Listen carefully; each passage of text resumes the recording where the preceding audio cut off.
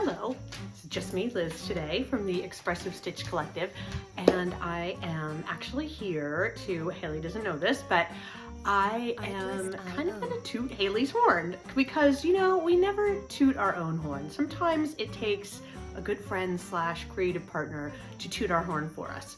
So while I'm going to be sharing my work with you, what I really want to do is let you know how working with a creative partner has influenced and helped me as an artist, because I don't think your creative partner necessarily has to be Haley, and Haley could probably tell you that it doesn't have to be me because we both have other people we work with as well. But just working with somebody who gives you honest feedback, who challenges you, who keeps you motivated to create, as we've opened up about recently in our video. We both kind of had a slump this summer. It happens to everybody.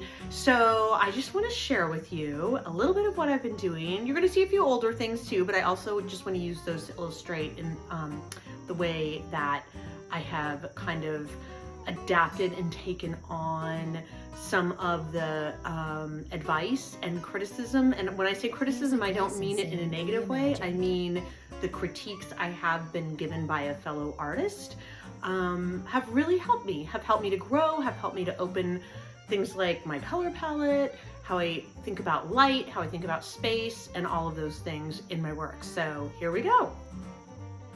Okay, so I want to start by showing this to you. This is a piece that you may have seen before. Haley and I worked on this together. We started by, Haley did some rug hooking, I added some other things. We came together to do this. We talked a lot about value in this piece, and then she also kind of challenged me to use some transparency, which I really enjoy and is kind of a hard thing to do in textiles. So I just kind of wanted to use this as like a starting point of our collaboration efforts. Okay, enough of that.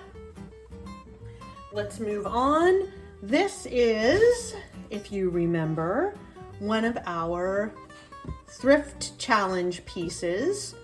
And again, where I see myself in this is I have a love of texture, I have a love of bright colors. We had a challenge fabric that we had to incorporate. Again, here's texture. I've incorporated all of that. Where I see Haley in this is the value structure. She has really gotten me to be a lot more aware of, I might have had sort of cohesive or almost like locked in palettes that I worked with. Here it's like going to the darkest dark and the lightest light. It's a little dramatic in this one, but I really wanted to do that. And then, you know, you don't have to use these bright, vibrant midtones. You can see I've kind of balanced them out using other tones and colors. But for the most part, it is something that we worked on. We collaborated on this as far as critiques went, and it was very helpful to me. Do I really love this piece? I'm gonna say not my favorite, but I learned a lot doing it. Okay, so one of the next things we did, it wasn't really I have other things in between, but this was like a little bit of we started talking about and working on collage. And I kind of wanted to show this to you because this is sort of how I used to think about collage. This is a fabric collage. This is using fabrics I had in different ways. Again, texture. I love these knots. You know I love a knot.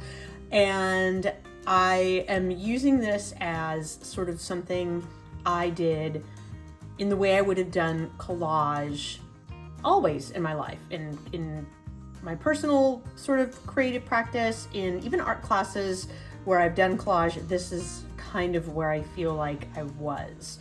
So here's that. Well, this is another thing. Now, this one is funny. This was a little bit of a challenge to myself.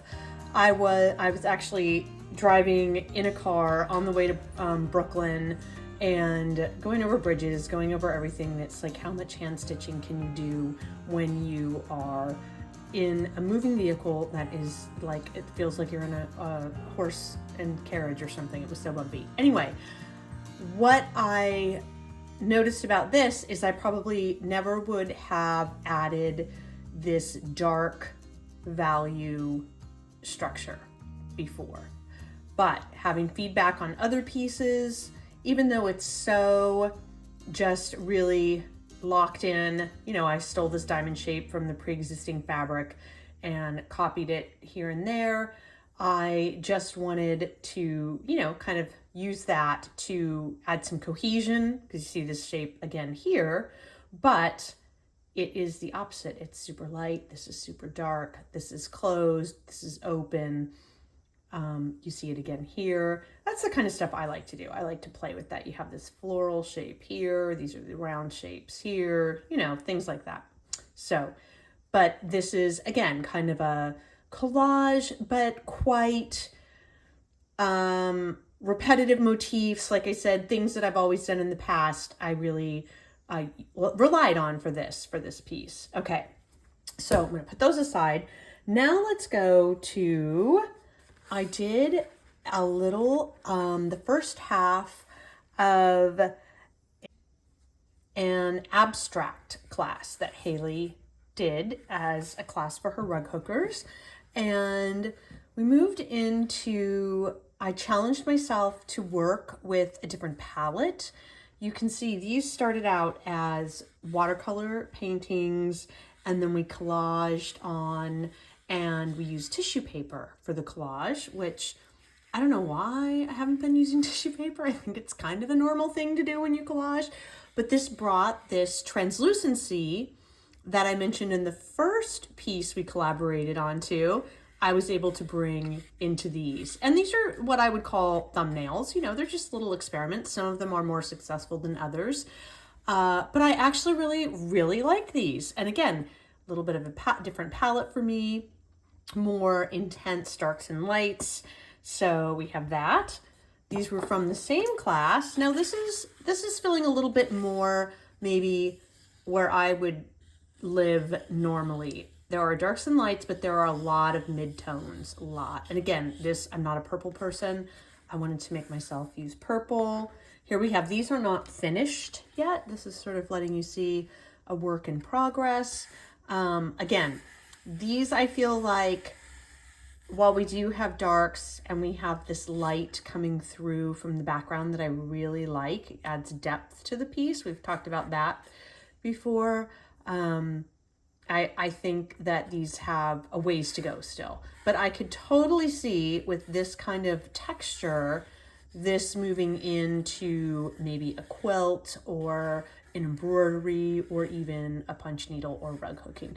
This one over here feels a little more figurative to me. This feels like a robot head. I almost want to add like a body and make this more of just a story. I could see a whole kid's book based on something like this.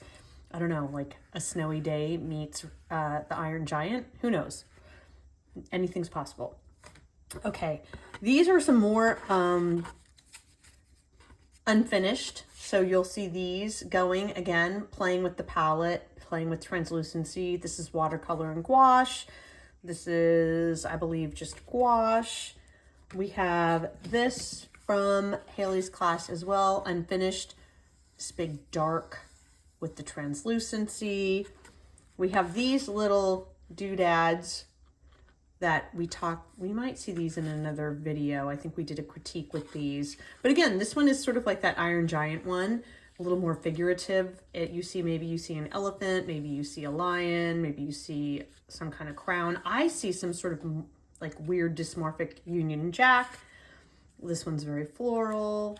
This is my least favorite, I think. I think it's funny because I think Haley actually really liked this one. This one, I can see all kinds of different things happening here. But again, I do have these darks and lights, and I love that.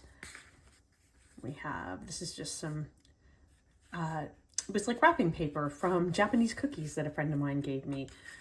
We have this, but these are all starting to, as you'll see in a moment, lend themselves to these little challenges. We've talked about going big and going small. These are my small embroidery challenges. Now I really see, even though I started, this one was finished before I took the class on abstraction with Haley, I see that some of these, this one I just started, so it's going to be done soon. I just really like the way these are coming together. I am really, really enjoying that, adding different, you can see the texture there. So that's really fun. And then where I had that portrait before, the collage portrait, I'm kind of getting a little bit, don't look at her chin's a little crazy, but just a little bit more into doing some literal type stuff as well. So that is where I have been. I'm loving getting into painting. It's been very fun. I'm enjoying it. And that's where I'm living in the moment, in my studio. Okay, so just to wrap it up, I think that experimenting is huge. Working with a creative partner and just really letting somebody guide you, even if it's not where you want to be when you have a finished piece. Like, hold on, let me move you out here. Like this guy, not my favorite at all by any stretch of the imagination. But there's so much I learned doing this. So this is a theme that we keep coming back to over and over and over, is experimentation, trying things, thinking of, I know with textiles, it's time, it takes time, it consumes your time, but even though it's laborious, it will pay off. But I have found in working with watercolor and gouache and paints, other acrylic paints, Posca paint markers, all of those things have afforded me a way to experiment in a much quicker, very satisfying way.